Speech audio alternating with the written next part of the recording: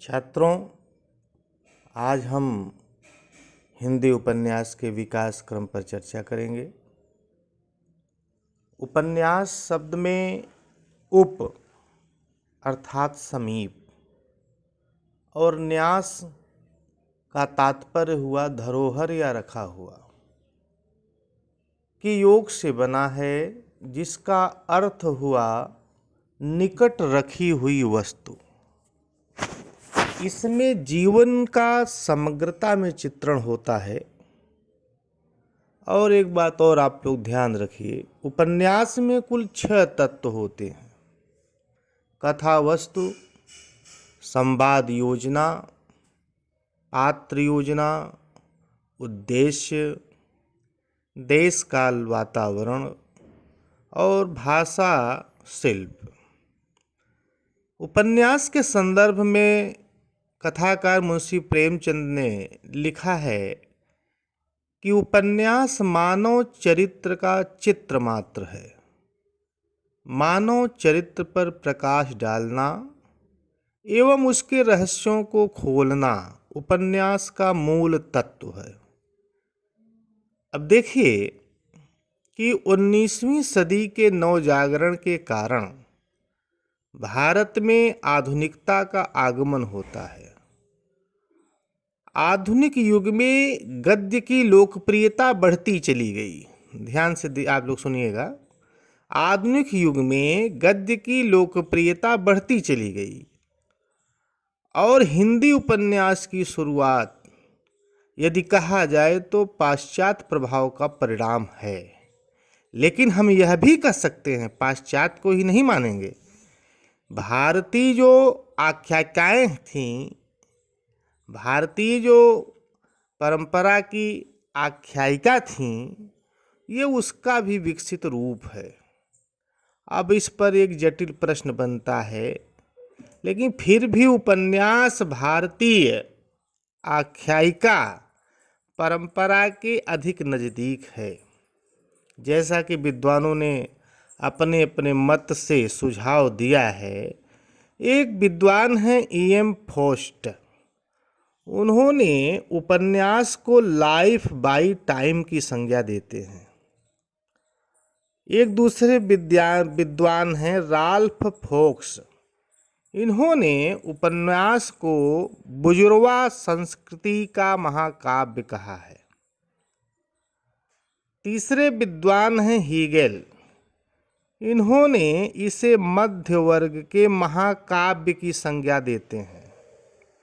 एक हमारे प्रसिद्ध विद्वान हैं डॉक्टर नामवर सिंह। डॉक्टर नामवर सिंह ने कहा कि हिंदी उपन्यास कृषक जीवन और कृषक संस्कृति का महाकाव्य है। आज उपन्यास को आधुनिक युग का गद्य महाकाव्य या महाकाव्यात्मक उपन्यास भी कह सकते हैं या कहा जा रहा है। तो भारतीय इतिहास का आधुनिक काल 19वीं शताब्दी से प्रारंभ होता है। ध्यान रखिए कि जिस प्रकार भक्ति आंदोलन सारे देश में एक साथ नहीं फैला, उसी प्रकार नवजागरण भी देश के किसी अंचल में पहले आया, किसी अंचल में बाद में आया। लेकिन ध्यान रखिए कि सबसे पहले उसका अरुणोदय बंगाल के क्षितिज पर हुआ और इस काल में मध्य वर्ग का उदय हुआ, क्योंकि उसी के पास चिंतन शक्ति होती है, वही सोचता है समाज के विषय में। तो जब मध्य वर्ग का उदय हुआ तो संभावनाएं बढ़ी। तो हिंदी का पहला मौलिक उपन्यास कौन सा है, इस पर विभिन्न मत हैं और ये प्रश्न जटिल भी है। लेकिन विद्वानों ने अपने अपने राय से सुझाव दिया। गोपाल राय का मानना है कि पंडित गौरी दत्त द्वारा लिखित देवरानी जेठानी, पंडित गौरी दत्त द्वारा लिखित देवरानी जेठानी की कहानी को पहला उपन्यास मानना चाहिए। इसका प्रकाशन 1870 में हुआ था। लेकिन कुछ विद्वान, कुछ समीक्षक कहते हैं कि श्रद्धाराम फिल्लौरी द्वारा रचित भाग्यवती को प्रथम उपन्यास मानना चाहिए। फिर एक तीसरे बड़े प्रतिष्ठित विद्वान आचार्य रामचंद्र शुक्ल जी हैं। उन्होंने अपने इतिहास में लाला श्रीनिवास दास का रचित 1882 में रचा गया, वो कहते हैं कि परीक्षा गुरु हिंदी का पहला उपन्यास है, क्योंकि अंग्रेजी ढंग से अंग्रेजी उपन्यासों की तर्ज पर पहला हिंदी उपन्यास लाला श्रीनिवास दास का परीक्षा गुरु ही लिखा गया। और देखिए इसमें क्या है, उपदेशात्मक प्रवृत्ति लिए हुए इस उपन्यास में दिल्ली के एक सेठ पुत्र की कहानी है। कहानी क्या है कि सेठ पुत्र कुसंगति में पड़ जाता है और अंत में उसका एक सज्जन मित्र द्वारा उद्धार होता है। तो उपदेशात्मक शैली में है, समाज सुधार की भावना है इसमें। तो सही मायने में परीक्षा गुरु को ही हिंदी का पहला उपन्यास माना जाता है, क्योंकि औपन्यासिक प्रतिमानों का निर्वाह भी इसमें हुआ है। तो अब चर्चा हम करते हैं कि हिंदी उपन्यास की विकास यात्रा को हम यदि माने तो सबसे पहले केंद्र में रखे जाएंगे मुंशी प्रेमचंद, क्योंकि मुंशी प्रेमचंद को केंद्र में रखकर ही बांटा जा सकता है। और हिंदी उपन्यास को वास्तविक प्रारंभ कहा जाए तो प्रेमचंद युग में ही आकर होता है। इस तरीके से हम 3 चरणों में उपन्यास के विकास क्रम को देख सकते हैं। तो जो प्रथम चरण आता है वो प्रेमचंद पूर्व युग। प्रथम चरण क्या है? प्रेमचंद पूर्व युग। दूसरा है प्रेमचंद युग, तीसरा है प्रेमचंदोत्तर युग। तो आज हम सबसे पहले प्रेमचंद पूर्व युग पर चर्चा करेंगे। तो विद्यार्थियों देखिए, प्रेमचंद पूर्व युग में 2 प्रमुख प्रवृत्तियां मिलती हैं। एक है मनोरंजन, दूसरा है सामाजिक जागरण, समाज सुधार। ठीक है, तो अब इस पर हम चर्चा करेंगे। देखिए, सामाजिक उपन्यासकार और उपन्यास की यदि चर्चा करें तो सबसे पहले पंडित श्रद्धाराम फिल्लौरी, इन्होंने एक भाग्यवती उपन्यास लिखा। ये जो है भाग्यवती उपन्यास, इसमें जो है गृहस्थ धर्म की शिक्षा है। फिर अगले उपन्यासकार आते हैं बालकृष्ण भट्ट। इन्होंने 2 उपन्यास लिखे। एक नूतन ब्रह्मचारी 1886 में, दूसरा उपन्यास इनका है 100 अजान एक सुजान।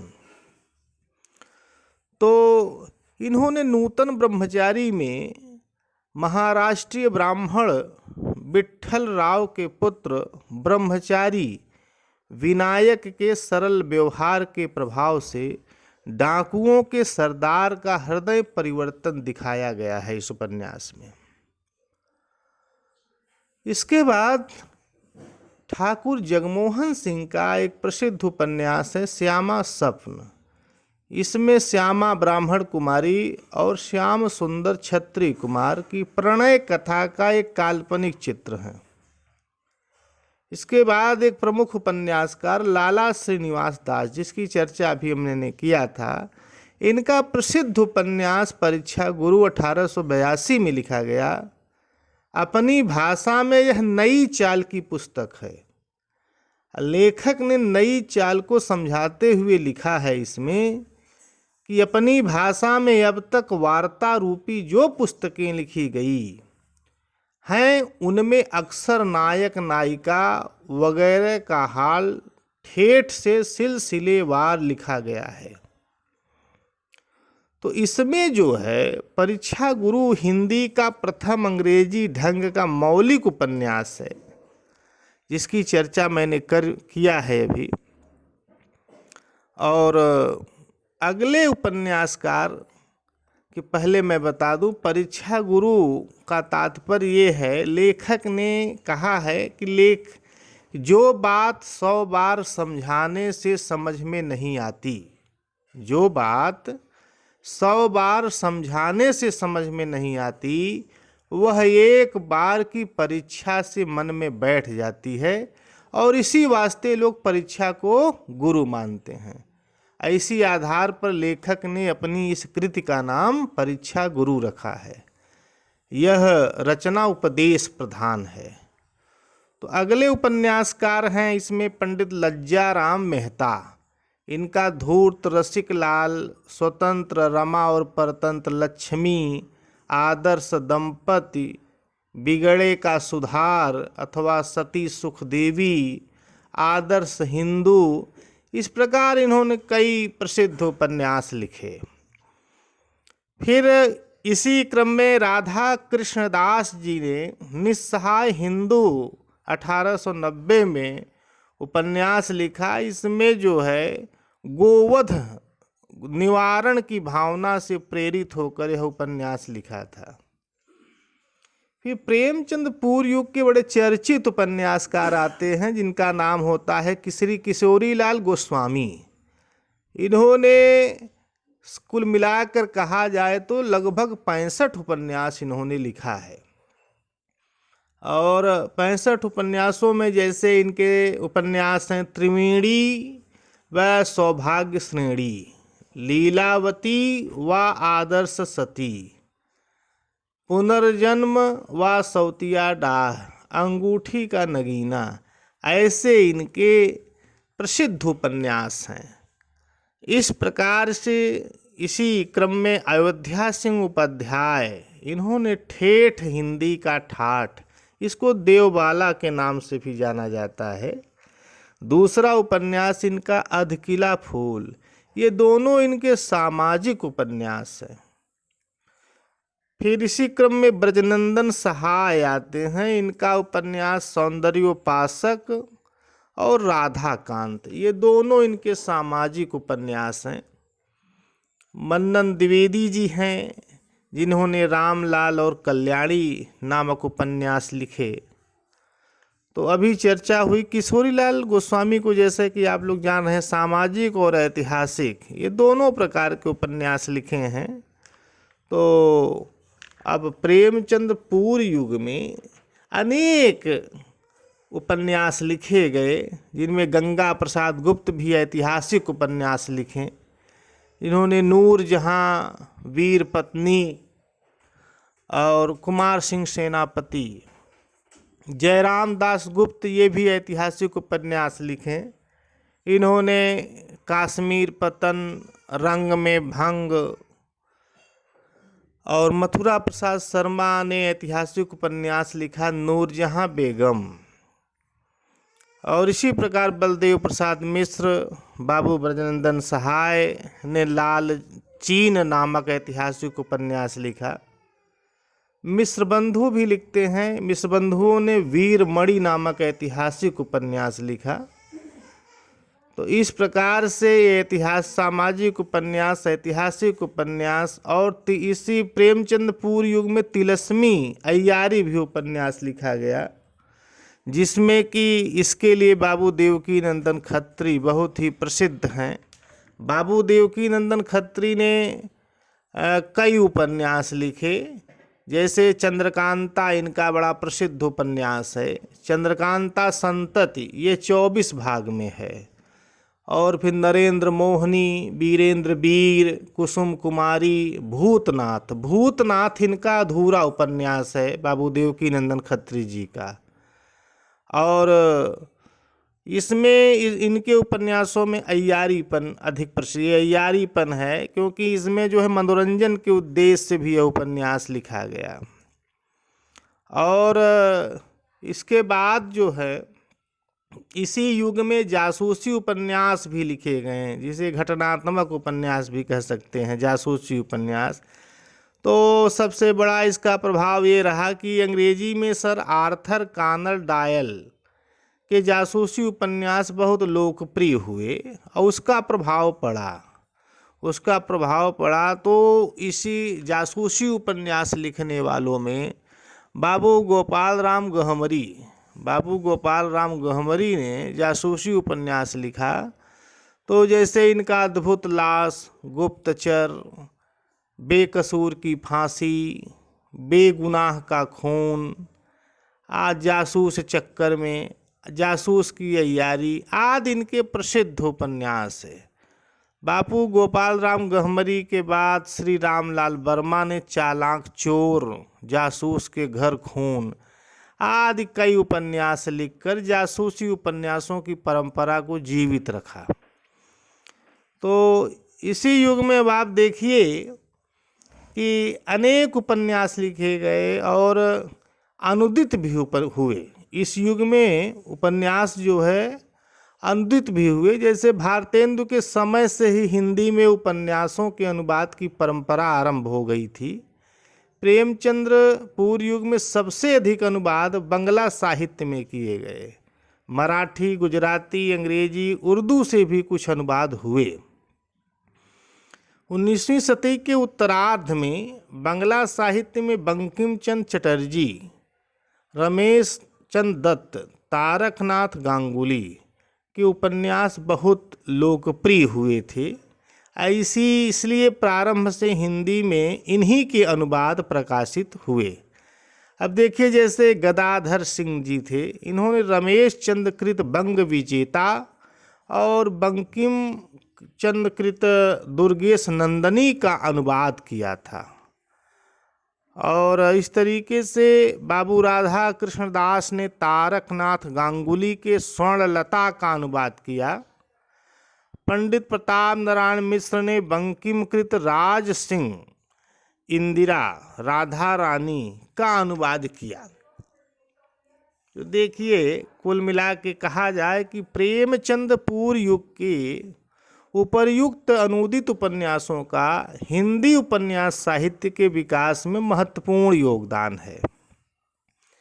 तो देखिए प्रेमचंद पूर्व युग में उपन्यास साहित्य की रचना नवीन सामाजिक मूल्यों की अभिव्यक्ति के लिए यह एक प्रारंभिक स्वरूप थी। और पंडित श्रद्धाराम फुल्लौरी ने नारी समाज में व्याप्त मध्ययुगीन अंधविश्वासपूर्ण कुरीतियों को मिटाकर उन्हें नवीन युग के अनुकूल आचरण करने में समर्थ बनाया।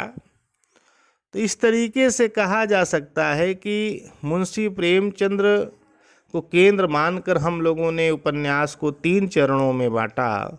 तो प्रेमचंद्र पूर्व उपन्यास साहित्य जो है ये प्रेरक, सशक्त, स्फूर्तिदायिनी परंपरा सामाजिक जागृति के लिए ये सशक्त मानी जा सकती है। अब इसके बाद जब हम प्रेमचंद युगीन हिंदी उपन्यास पर चर्चा करेंगे तो प्रेमचंद्र इसके प्रमुख उपन्यासकार माने जाएंगे और उस पर हम विशेष चर्चा करेंगे। धन्यवाद।